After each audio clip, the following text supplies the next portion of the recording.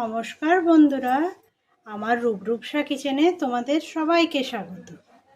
আজ আমি তোমাদেরকে অনেক পুরনো দিনের মা ঠাকুমা আমলের একটা রান্না দেখাবো। সে হলো লাউ পাতায় চিংড়ি পাতুরি। ঠিক আছে, তার জন্য আমি লাউ পাতাগুলোকে ধুয়ে নিয়েছি ভালো করে, আর এখানে নিয়েছি চিংড়ি মাছ, যে পুরো খোসা ছাড়িয়ে নিয়েছি। এরপর আমি একটা মিক্সিং বাটিতে সাদা সর্ষে আর কালো সর্ষে করে নিয়ে নিলাম।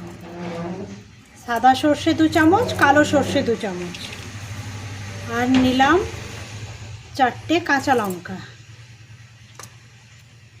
আর দিলাম একটুখানি নারকেল কোড়া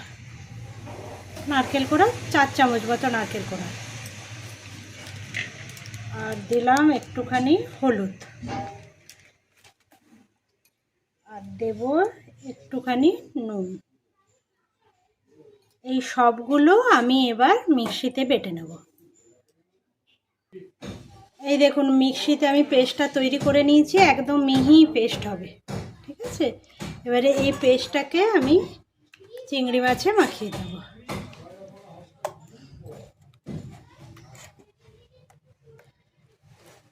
চিংড়ি মাছে ভালো করে মেখে 10-15 মিনিট রাখতে হবে।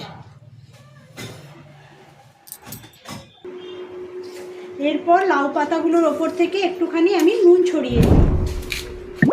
একটু নুনটাকে ভালো করে মাখিয়ে নিতে হবে।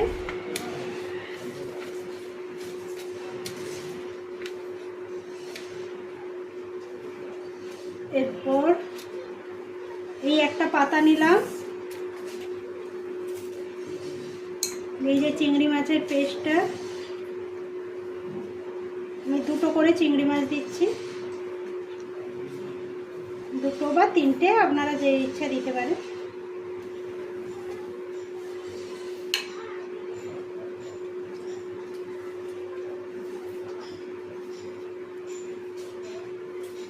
ছোট পাতা হলে 2টো দেবেন, বড় পাতা হলে একটা পাতাতেই হয়ে যাবে। নাহলে এই রকম একটা মুড়লে আবার ওপর থেকে আরেকটা পাতা দিয়ে মুড়ে দেবেন। এইরকম মুড়ে একটা দড়ি দিয়ে বেঁধে দিতে হবে।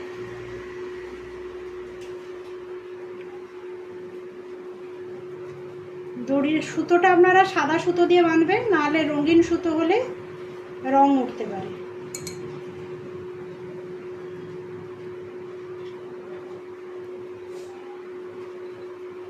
এই যে এইরকমভাবে বেঁধে দেবেন। এইভাবে আমি সবগুলো করে নেব। 2টো করে চিংড়ি মাছ দেবে,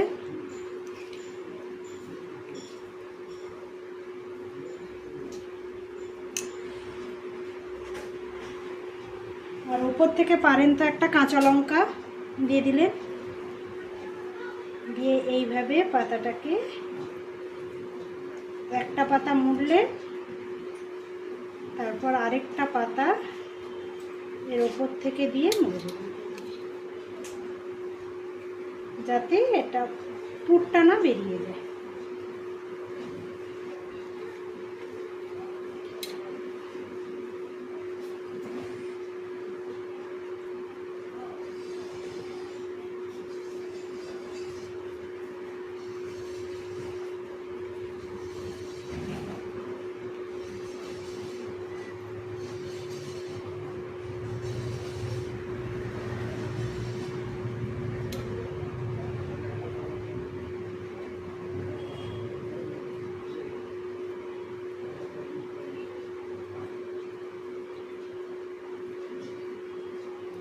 এইভাবে আমি সবগুলো তৈরি করব।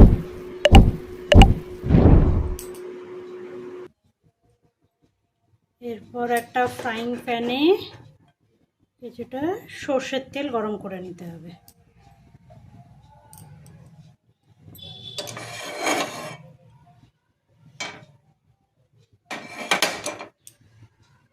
এরপর এই তেলের মধ্যে যে পাতুরিগুলো তৈরি করে রেখেছিলাম এগুলো দিয়ে দিতে হবে।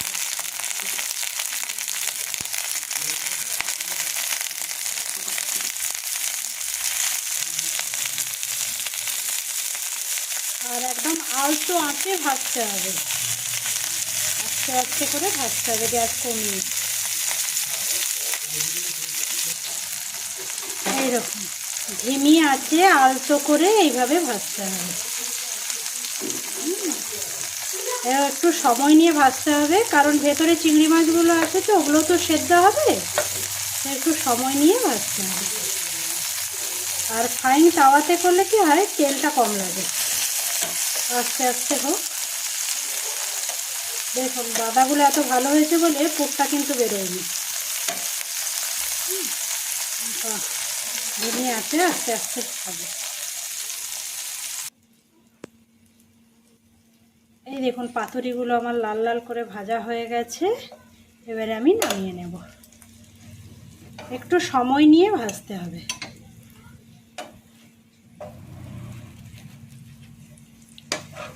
যেহেতু ভেতরে কাঁচা জিনিসটা আছে তো, চিংড়ি মাছ, সর্ষে বাটা, ওগুলো আস্তে আস্তে করে ভাজা হবে, তাই জন্য।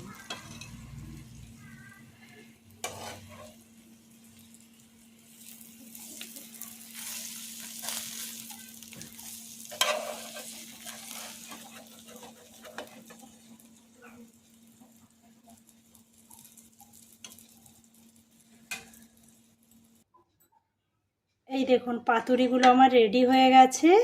এবার আমি আপনাদেরকে একটা খুলে দেখাচ্ছি, দেখুন কেমন হয়েছে। এই দেখুন চিংড়ি মাছটা কত সুন্দর সেদ্ধ হয়ে গেছে।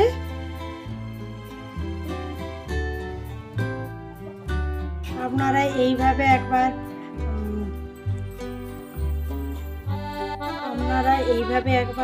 লাউ পাতায় চিংড়ি পাতুরি করে দেখুন, আর অবশ্যই আমাকে কমেন্ট করে জানান কেমন হয়েছে খেতে।